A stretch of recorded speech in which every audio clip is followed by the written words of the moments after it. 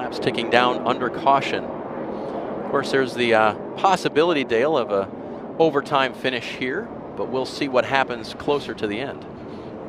Yeah, and one of the biggest things right now, see some cars going to pit road there. How about that? Maybe somebody does have something left. Well, they've got fresher tires for sure. This would appear to be incident there.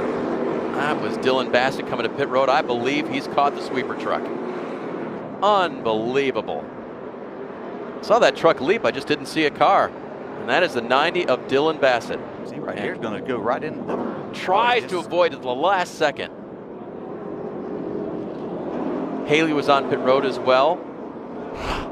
See, Greg Galding made it around there to pit road, and what a crushing blow for Bassett. Wally, you referred to it a moment ago. The 52 and 19 getting together on the pit lane. Paulie Haraka, there you see him in the 52. Got into Alex Kennedy. Both set to make their Sprint Cup debut today, and here's a replay of what happened. That's just guys not paying attention. That's all right. That is. 19, the white machine of Alex Kennedy. And Paulie Haraka apparently not watching what's going on in front of him, just drilled him.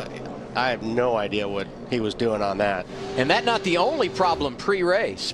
Big problem here, and it's a little bit of a strategy play. If you could, there's the tire carrier fell down. Got knocked down, and then somebody ran after it. NASCAR frowns upon that. Let the tire go, but you got to like his determination. A lot going on during that pit stop. Now here's where Greg Biffle runs up here, and he gives Kurt a shot right there. That kind of is a wake-up call to Kurt. I got to go. I got to get by Tony. So he gets underneath of him, and I'm sure right there the spotter saying, clear up, clear up, clear up. No, no, no. Too late. And then Tony he finished the deal off. Pushed him on out of the way. Tony Stewart comes to pit road, and then Kurt Busch comes in as they're looking at the damage to Stewart's car. Kurt comes up to offer his opinion. And guess what? They got the 2 car parked for the day. Meet me at the Oval office, please. And T-Car's got trouble. He's pitting to the outside wall. Hard. Side. Go to the garage. Done. He's on the outside of Austin Dillon. There's contact in turn 2. It wasn't the 3's fault. Just take our lumps, just shouldn't be there. I don't know what our problem is, but the M&M's Camry was not very good, and we're running terrible, and we got wrecked. I know the frustration is there, Kyle, but do you allow yourself to think about the next 2 racetracks where you're so good? Who cares? Get what we get. 4th caution of the day in the Daytona 500. Check that, 5th caution of the afternoon. Our computer scoring a little latent there. And from high above.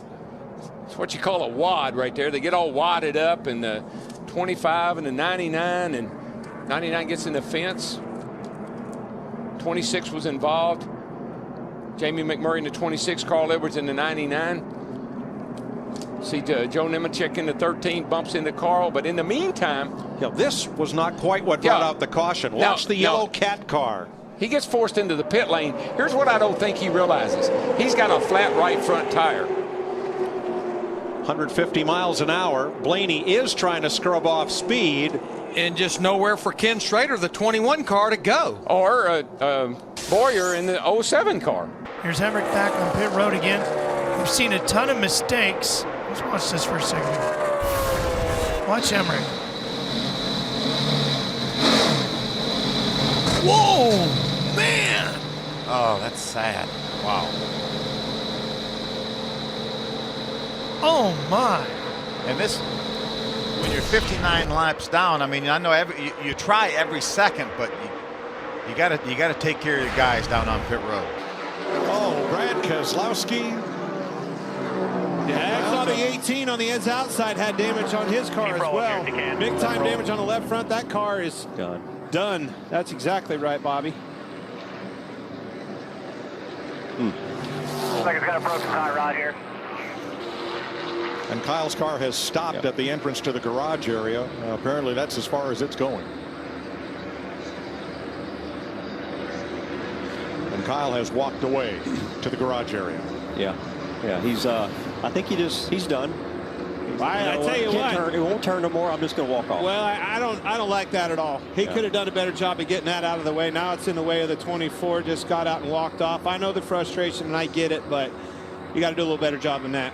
Pit road can also be a little treacherous place. You note they have one, sometimes two NASCAR officials positioned at every car. Here's one reason why. As Landon Castle, then the leader, comes in, they're sweeping up in the 10 pit, and the official has to drag one of the crewmen out of the way of the oncoming car. No penalty there. Never turn your back on the race car. We had a tire get loose on pit road, and they've that brought the caution out. Yeah, they've had to waive the caution because a mechanic walked out halfway out to the racing surface to get it. It's from Marcus Ambrose's car. I'm going to tell you what, NASCAR is not going to be happy with that crew member at all. He was halfway across the infield grass. That's the reason the caution was out. Larry, he wasn't 70 feet from the racing surface.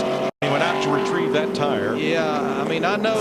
Just bad judgment. He thought he was there probably. You see the tire he thinks right he was there. doing a good thing. We saw the tire rolling out there. You can see it's halfway across that grass. He's thinking it's going to roll out in the racetrack, so I think he was obviously wasn't thinking clearly enough to know not to do that, but still he probably thought he was doing a good thing by retrieving it. Well, back in the 60s, photographers used to stand in that grass to shoot pictures of the race cars going around. That was a long time ago. Justin's been very happy with this race car.